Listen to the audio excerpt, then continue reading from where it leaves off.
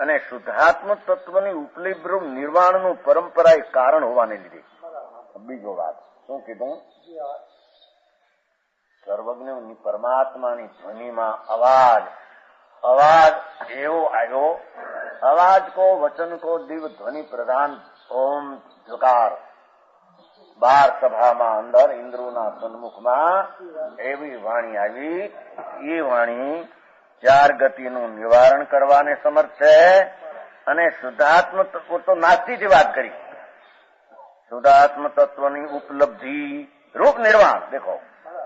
એકલો આત્મા પૂર્ણ આનંદ કંદ શુદ્ધ એની દશામાં પ્રાપ્તિ થાય. નિર્વાણ એવું જે નિર્વાણ વ્યાખ્યા પાછી કરી. નિર્વાણ એટલે શું? મોક્ષ એટલે શું?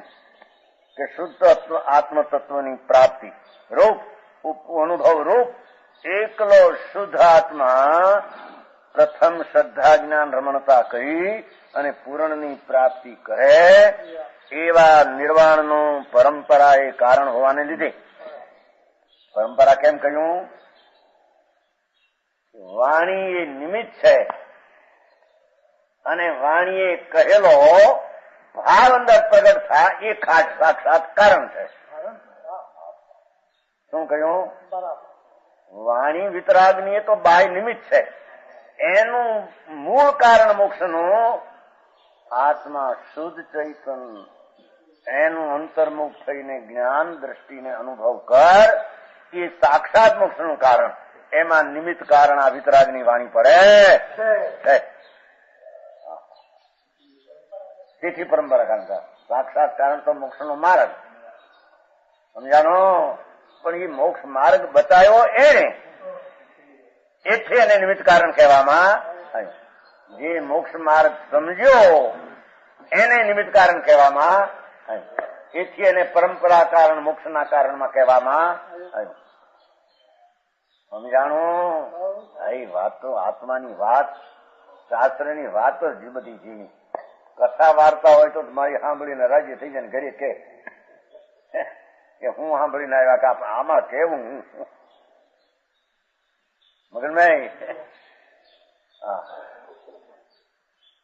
જો ને પહેલી ગાથાથી શરૂ કર્યું.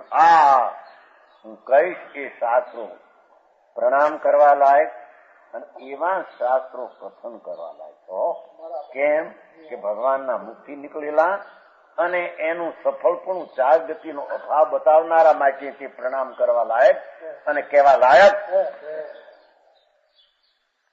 જેમાં ગતિને ભવ મળે એ શાસ્ત્ર કહેનારા નહીં. એ શાસ્ત્ર નહીં.